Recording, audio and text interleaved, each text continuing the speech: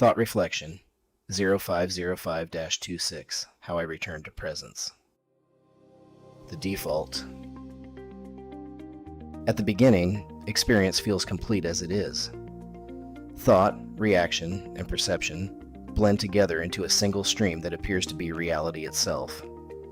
Nothing seems missing, and nothing appears to be filtered.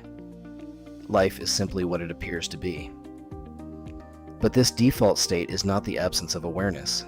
It is awareness filtered through an unobserved ego. The ego in this sense is not something negative. It is a structure of identification, patterns of thought, reaction, memory, and self-definition that operate automatically when they are not seen. In the default state, the ego is not recognized as a process. It simply functions as the lens through which everything is experienced, which is why there is no separation between awareness and the activity of the mind. Thought feels like truth, reaction feels justified, and identity feels fixed. Then something changes. There is a recognition, however subtle, that what is being experienced might not be the full picture. It may show up as a question, a moment of stillness, or a sense that something does not quite align with what has always been assumed. This is where the model I have created to make sense of this process begins. Phase 1. Recognition. Phase 1 is defined by the awareness that there may be more than what is currently being perceived. It is not clarity or full understanding, but the first break in the assumption that what is being experienced is complete. From there, the process is not immediate. It takes time to research, time to understand, and time to figure out what you are actually looking at. And this phase can take many years. For me, this part is important. Looking back, I can see that I had been on this path for a long time without realizing it.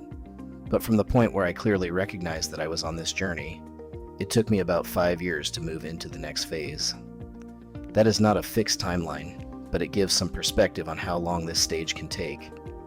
During this time, the process becomes a fact-gathering phase.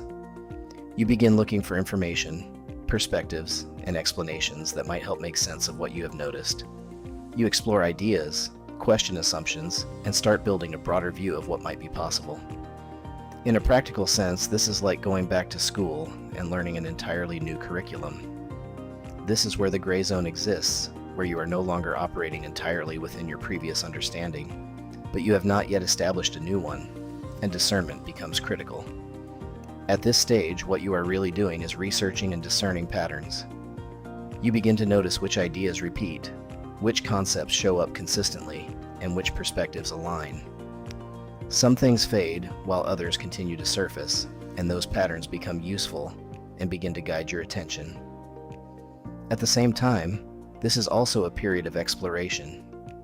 You begin trying things: meditation, philosophy, religion, psychedelics, different practices, and different ways of thinking. There is no single path through this stage. You are not yet assimilating. You are preparing to assimilate. You begin identifying with what you are willing to consider and explore, choosing what you're going to work with. That choice matters, because it determines what you continue to explore, what you test, and what you eventually integrate. Before you can meaningfully integrate anything, you have to determine what you are actually working with. In summary, this is the stage where you are ready to change, having gathered enough information, recognized enough patterns, and decided what you are willing to work with. Phase 2. Assimilation. Phase 2 is defined by the shift from understanding to application, where you turn inward and begin using what you have learned to shape your experience and how you move through the world. At this point, something shifts in a noticeable way. You begin to realize that continuing to look outward is no longer helping, and the focus turns inward. The question becomes what you are going to do with what you have already found. You begin putting things into motion, taking the patterns, ideas, and experiences you have identified and applying them in your life. You test them and observe how they affect your perception, behavior, decisions, and relationships. You begin to notice a feedback loop in which your perception influences your behavior influences your environment, and your environment reflects that back to you. Through this, your understanding deepens. You begin to realize that reality is not as fixed as you once believed, and that your perspective plays a role in shaping how you experience it. You begin asking deeper questions about yourself. What am I capable of? And is there more within me than I thought? Through that, something becomes clear. Your perspective is a tool, and you begin using it intentionally, adjusting how you think, respond, and carry yourself while observing the results. At the same time, your sense of self begins to shift. You recognize that you are not the center of everything, but part of something larger, and that your role within it carries responsibility. This changes how you think about your actions, your relationships, and how you move through the world, and your behavior begins to change. You start making more deliberate decisions, acting more responsibly, engaging more thoughtfully with people, and interacting with your environment in a more aware way. Even small changes begin to matter. This process becomes emotional. You are deeply moved by what you are beginning to understand, and these realizations affect you directly. They change how you feel about your past, your present, and the direction you are moving in. Because of that, a decision begins to form. Continuing to operate the way you did before no longer feels right, and in some cases it feels like doing so would go against what you now understand. That creates a clear internal pressure to change. You begin to see more clearly what is actually there rather than what was assumed, and once you see it that way, it becomes difficult to ignore. At this point, there is also a sense that you cannot fully go back.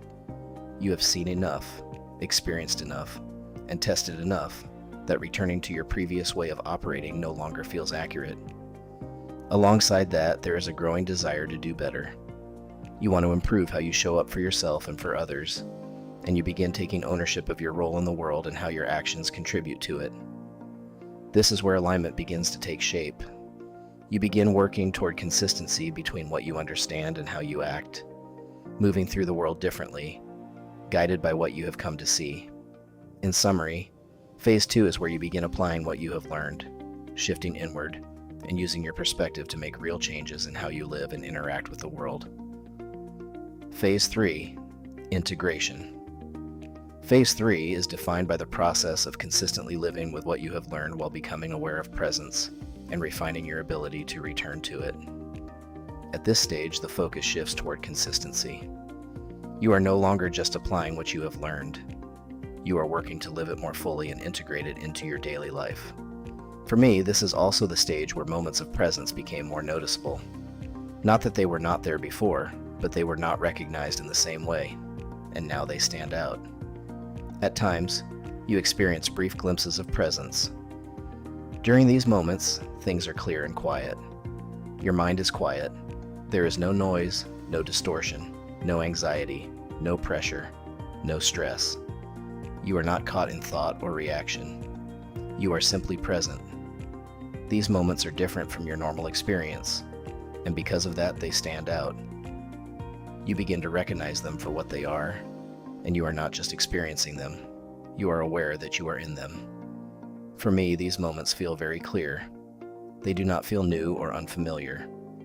They feel remembered, as if I have been here before, and there is a sense of recognition in them rather than discovery. You may not be able to hold this state consistently, but once it is recognized, it becomes something you can identify again. These kinds of moments have been described before by others using different language. Eckhart Tolle describes presence as a state where the mind becomes quiet and attention rests fully in the present moment, free from the constant stream of thought. Ram Dass referred to it as being here now, pointing to a direct experience of life without being pulled into memory or anticipation. Rumi expressed it more poetically, describing a state of stillness and unity where the usual sense of separation begins to dissolve. Each of them used different words, but they were pointing toward the same kind of experience. From here, the process becomes one of refinement. You begin noticing more quickly when you are aligned and when you are not, developing your own ways of returning to clarity. Distortion becomes easier to identify, and you begin to recognize patterns in thought and behavior that pull you away from presence. Your relationship with the ego changes as you begin to observe it instead of identifying with it. This phase is not about perfection. You move in and out of clarity, but the difference is that now you recognize it, and over time those moments of presence become more frequent and more familiar. In summary, Phase 3 is where you learn to live with what you have learned, recognize moments of presence, and refine your ability to return to them more consistently. Phase 4, the return. Phase 4, as I understand it, is defined by living in presence consistently, not just experiencing glimpses of it, but existing from it. I want to be clear that this is where my direct experience becomes limited. I have not reached this stage in a consistent way, and what I am describing here is based on glimpses I have experienced, combined with what others have described, filtered through my own understanding. This entire model is my way of making sense of what I have experienced. It is not a universal system, but a personal one. From my perspective, Phase 4 feels like a threshold. It is not simply a continuation of Phase 3, but a crossing. A movement from returning to presence occasionally into living from presence as a baseline state.